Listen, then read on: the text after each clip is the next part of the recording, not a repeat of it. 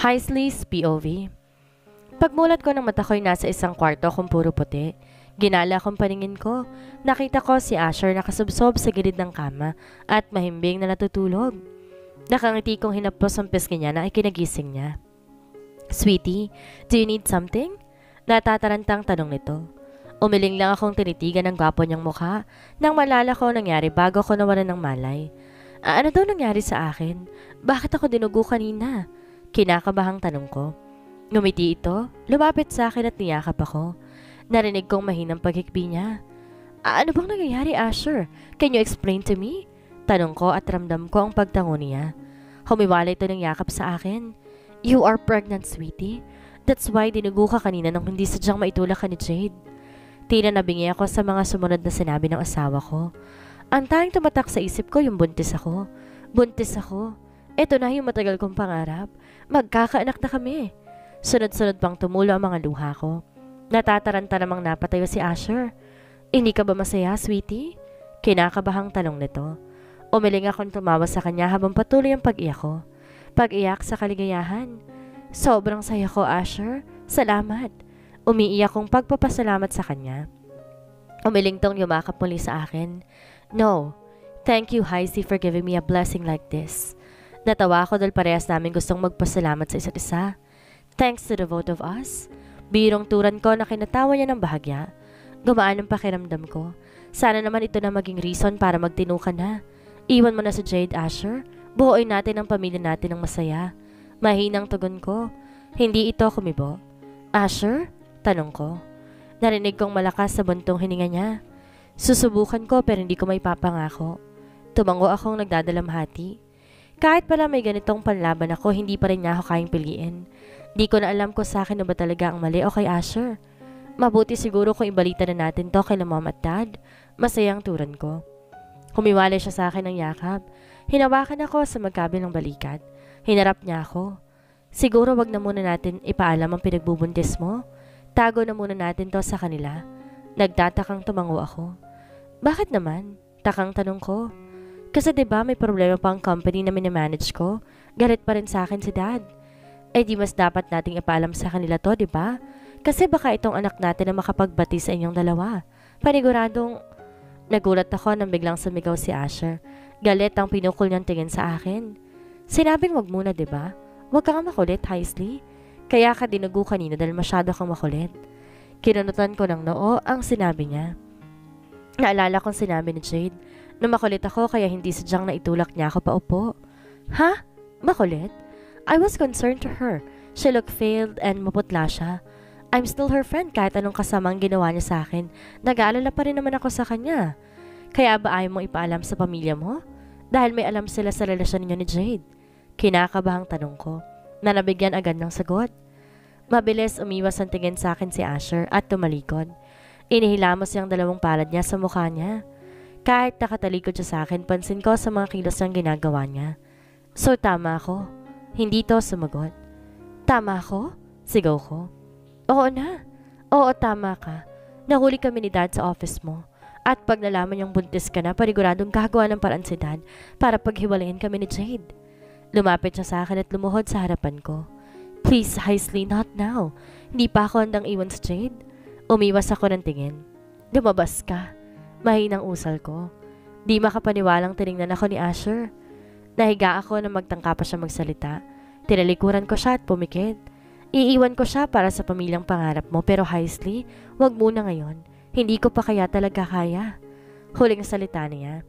Napamulat na lang ako at napayos ng higa na marinig ko ang pagsara at pagbukas ng pinto. Masakit. Sobrang sakit ng mga sinabi niyang huli. Parang sinasabi niyang ako lang may pangarap sa ganung pamilya. Di naman ako may gusto lang nito. Sabay namin ginawa to, hindi lang ako. Muli nakaramdam ako ng hinanakit at matinding dampo sa magulang ni Asher. Alam na niya pero wala man lang siyang ginawa. Wala man lang siyang ginawang aksyon. Na hindi man lang niya nagawang sabihin. Kailan pa niya nalaman? Ganun ba ako kawalang halaga sa kanya para baliwalain niya ako? Anak na rin niya ako. Asawa ko ng anak niya. Karapatan kong malaman ang ginagawang katarantaduhan ni Asher sa akin. Napahimas ako sa tiyan ko. Anak ko, kamusta ka dyan? Sorry kung hindi ko nalaman nandyan ka na pala. Sorry baby, napakapabaya ni mommy. Huwag kang mag-alala. Bago ka lumabas, sisiguraduhin ko. Maayos na kami ng daddy mo. Umiiyak na turan ko. Ilang minuto pang lumipas, na-relax kong sarili ko. Ayoko mag-isip ng kung ano-ano dahil baka makasama ito sa akin. Kahit papaano kasi nagbabasa ako noon ng tungkol sa pregnancy. Para pag dumating na ako sa gantong sitwasyon, alam ko na ang gagawin ko. Nang tumunog ang cellphone ko, agad ko tong sinagot. Hello? Turan ko. Nasaan ka, Heisley? Si Cooper pa lang tumawag. Mapait akong umiti bago sumagot. Nasa ospital ako. Mahinang sagot ko. Ha? Anong ginagawa mo dyan? Saang ospital? Oh my gosh! Ano nangyari sa'yo? Napairap ako sa eres sa naging reaksyon ng kaibigan ko. Yet napangiti ako dahil alam kong sa kabila ng mga nangyayari sa akin. Alam kong nandito sa tabi ko si Cooper. Okay lang ako. Don't worry. Tugon ko. Saang ospital nga yan? Pupuntahan kita. Hindi na. Ano ka ba? Pauwi na rin naman ako mamaya. Pagsasinungaling ko. Ayokong sabihin sa kanya kung saang ospital ako dinala. Ayoko kasing malaman niyang totoong dahilan kung ano ba ang sitwasyon ko. Paniguradong malalaman ng mga magulang ko. Maya-maya pa pumasok si Asher sa kwarto. Blanko lang akong nakatingin sa kanya. Iniintay ang sasabihin niya. Dinarayan ko na yung bills mo. Mag-ayos ka na at uuwi na tayo. Tumango ako at dahan-dahan tumayo. Aalalayan sana niya ako pero pinigilan ko kaagad siya. Pumasok ako ng banyo at nagpalit ng damit. Paglabas ko'y nakaayos ang mga gamit ko. Bit-bit na ito ni Asher. Tara na. Nagluto si Jade para daw humingi ng sorry sa'yo. Hindi ako kumibo. Nauna ako maglakad papalabas. Nakasunod naman sa akin si Asher. Dito tayo. Salita nito habang tinuturo ang sasakyang ginamit niya kanina. Tahimik naman akong sumunod sa kanya hanggang makapasok ako na sasakyan. Maging sa biyahe naging tahimik ako nang muling tumunog ang cellphone ko. Tahimik lamang si Asher nakatingin sa kalsada kaya naman sinagot ko to na makitang si Tadeus ito. I heard the news. Are you okay? He asked. Kumunot ang noo ko. How? Mahinang tanong ko. My friend is a doctor sa ospital na pinagdalhan ka. Alam ko na rin ang sitwasyon mo. Nag-init ang ulo ko. Stalker ba tong visit na to? Ano ba kasi yun? Inis pang tanong ko. Remember, our deal? You cannot say no sa lahat ng sasabihin ko. Kahit cellphone ang pagitan naming dalawa, ramdam ko ang pagiging seryoso niya. Just spill it. Turan ko. Sabihin mo sa akin kapag hindi mo na kaya and I will help you. Magtatanong pa sana ako nang bigla nitong binaba ang tawag. Kaya wala akong choice kundi ibaba ng cellphone kung nakadikit pa rin sa tenga ko. Sino yung tumawag, sweetie? Biglang tanong ni Asher. Umiling ako. A friend. Simpleng sagot ko. Tahimik na narating namin ng bahay at sanilubong kami ni Jade. Masamang tingin ang pinukol ko sa kanya pero agad siyang nag-iwas ang tingin. Nakahanda ng hapunan. Tara na, kain na tayo. Umiling ako at naunang maglakad, paakyat sa kwarto. Hi, Steve, please. Kailangan mong kumain para sa baby mo. Muling salita ni Jade. Mapait akong lumingon sa kanya. Really? Muntik na nga siyang mawala sa akin kanina nang dahil sa'yo. Galit na tugon ko at napayo ko naman ito. I'm sorry, okay? Hindi ko naman kasi sinasadya eh. Ano bang gusto mong gawin ko para mapatawad mo ko? Nagising na lang ako na marinig kong mahinang pagtapik at pagtawag sa akin ni Asher. Kain na, sweetie. Your bulalo is ready. Ngumiti akong umayos ng upo. Ang tagal mo? Sabay pout ko.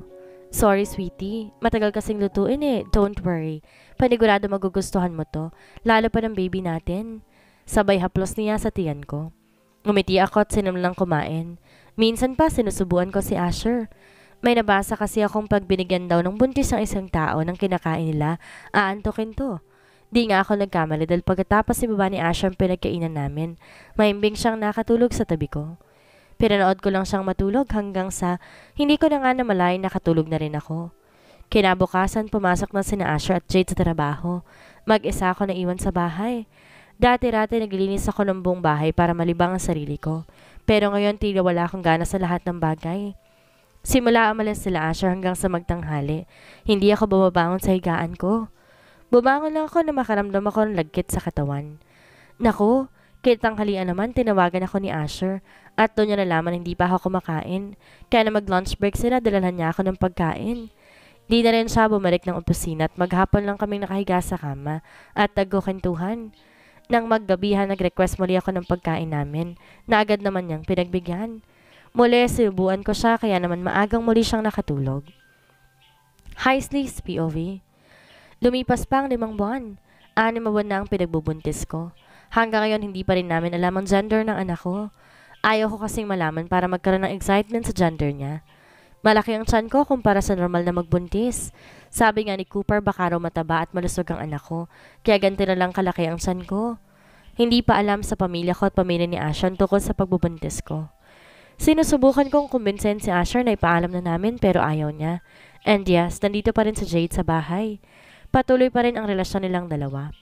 Pag hindi ko na ibibigay ang pangangailangan niya, pumupunta siya sa kwarto ni Jade at doon siya magdamag nagsistay. Nasasaktan ako. Sobrang nasasaktan dahil kahit may anak na kami, di pa rin niya magawang iwan ang babae niyang yon. Nalaman ni Cooper ang pagbubuntis ko na minsang dinalaw niya ako sa bahay. Di kasi ako nagpaparamdam sa kanya, kaya ginulat niya ako sa pagdating niya. Parehas naman kami nagulat. Ako sa pagdating niya, at siya dahil nakita niya ako na may tiyan kong umbok. Kinwento kong ilan sa kanya at pinakausapan na wag sasabihin sa pamilya ko. Nakita pa niya si Jade na nagstay dito sa bahay. Tinanong niya ako kung bakit, kaya naman nagdahilan na lang akong siya ang pinaglilihan ko. Pero ang totoo, sa ting makikita ko siya kulang na lang. Patayin ko to sa sobrang pagkabisit ko. Mukhang ayaw rin sa kanya ng anak namin ni Asher. Ngayon kaming dalawa ni Jade sa bahay, kaya naman madalang ako lumabas ng kwarto. Kung lumabas man ako, sinisigurado kong tulog na to. Ayoko kasi talaga siyang makita.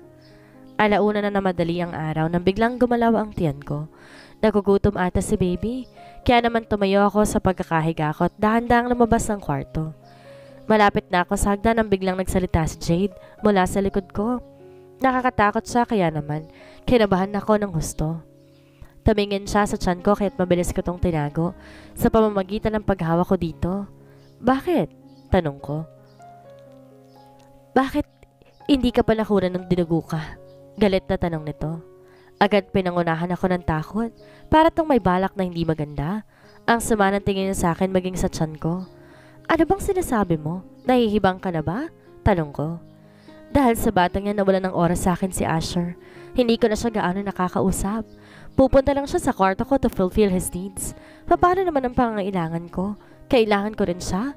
Nagtatangi sa salita nito. Naglakad to palapit sa akin at sa kabakoy napatras ako. Totoo ang sinabi na yun ni Jade. Simula nang malaman namin buntis ako'y nabawasan na atensyon ni Asher sa kanya. Nakafocus to sa akin, sa baby namin at sa trabaho. Kinakausap lamang niya si Jade kapag gusto nito makipagtalik. Pinagbabawalan kasi ako ng doktor nung huling pa-check up ko. Dahil buntis ako, Jade, can't you see? Dinadala ko ang anak namin. Kinakabahan pero kalmadong salita ko. Yun na nga, Heisley eh. Dinadala mo ang anak niya, sana. Sana ako na lang nabuntis. Kumunot ang noo ko sa sinabi niya. Para kasing may ibang ibig sabihin ng sinasabi nito. Ano bang sinasabi mo, Jade? Tanong ko. Mahina ang chance ang magkaanak ako. Hikbing usal niya. Kung mahina ang chance ako, sisiguraduhin kong hindi kayo magkakaanak. Hindi ko gaanong maaninag ang mukha ni Jade pero sa base sa boses nito'y umiiyak siya. Umabante siya kaya muli ako napaatras. Di ko na malayang sa pag-atras ko. Ang unang hakbang pala pababa ng hagdan. Muntik na ako mahulog pero agad ako napakapit sa railings ng hagdan. Ano bang ginagawa mo, Jade? Huwag mong gagawin to, please. Kinakabahang usal ko. Naluluhan na rin ako dahil pakiramdam ko. Kahit anong oras ang gustuhin, may tutulak niya ako. Ayoko sa batang yan. Ayoko ipanganak mo yan. Kaya hanggat maaga pa gagawa ko ng paraan para matanggal yan. Umabante ulit to papalapit sa akin kaya tatakbo sana ako pababa ng hagdan nang bigla akong ma-out of balance. Gumulong-gulong ako pababa. Na magkaroon ako ng pagkakataon, pilit kong niyakap ang tiyan ko para protektahan ang anak ko. Narinig ko ang pagsigaw ni Jade pero hindi to gumawa ng paraan para matigil ang paggulong ko sa baba ng hagdan. Saktong pagbagsak ko sa lapag sa likod ko, umiyak ako sa sakit at sa hapdi ng likod ko. Naramdaman kong likidong umaagos sa paa ko. Natataranta kong pinilit tumayo pero nagulat ako nang muling may tumulak sa akin. Muli ako napaupo. Kumirot ng gusto ang tiyan ko kaya't napahiyaw ako sa sakit. Sorry. Malakas pang sigaw ni Jade bago nagtatakbong lumabas ng bahay. Narinig ko ang pag-start ng sasakyan at ang pag-andar nito papalayo. Umiiyak na pinilit kong makuha ang cellphone ko sa bulsa ng dress ko. Pinindot ko ang number 6 at nag-dial na ito. Di ko alam kung sinong natawagan ko pero nang masagot nito ang tawag ko, agad akong humingi ng tulong. Help me please. Yung baby ko. Hindi ko na alam ang sumunod pang nangyari dahil matapos kong humingi ng tulong, nawalan na ako ng malay. After 2 years, Asher's POV. 3 magkakasunod na suntok ang inabot ko sa daddy ni Heisley. Ang 3 suntok na sundan pa ng mga sampal at sabunot ng kanyang mommy. Ilabas mo na ang anak namin. Umiiyak na sigaw sa akin ni mom. Nakahawak siya sa magkabilang balikat ko at niyuyugug ako. Muling umiling ako kaya muling sinuntok ako ng paulit-ulit ni dad. Anong ginawa mo sa kanya? 2 taon na nakakalipas pero hindi mo pa rin siya nakikita? Hinahanap mo ba siya, ha? Opo, dad. I'm still searching. I swear to you, dad, hindi ako tumitigil hanapin siya. Umiiyak na sagot ko. Yes, it's been 2 years when Heisley left me. Umuwi ako, galit, out of town. Puro ng dugo ang napag sa baba na hagdan na nadatnan ko. Hinanap ko siya sa buong bahay pero wala siya maging sa Jade. Kaya mabilis ko siyang hinanap at tinawagan. Napag-alaman kong di siya umuwi ng bahay namin ni Heisley simula nang umalis ako. Kabadong-kabado ko dahil puro dugo ang lapag namin nung araw na yon. Agad kong pinaimbestiga na nangyari at napag-alaman ko. 5 days na nakakalipas nang itinagal ng dugo na yun sa hagdanan. Hindi ko alam kung saan ko hanapin ang asawa ko. Maging si Cooper na alam ang lahat tungkol sa nangyayari sa kanya ay walang balita. Sa nakalipas sa 2 taon ng pagkawala niya, doon ko napagtanto ang totoong halaga ng asawa ko. Totoo. Ginagawa akong lahat para magbago. 1 month after mawala ni Heisley, nakipaghiwalay ako kay Jade. Pinilit kong bumangon araw-araw para hanapin siya, kahit ang totoo'y nanghihina na ang katawan ko. 3 months nang mawala siya, buwan ng kapanganakan niya sana. Buong araw ko nagkulong sa bahay at nagintay sa pag-uwi niya kasama ng anak namin pero wala.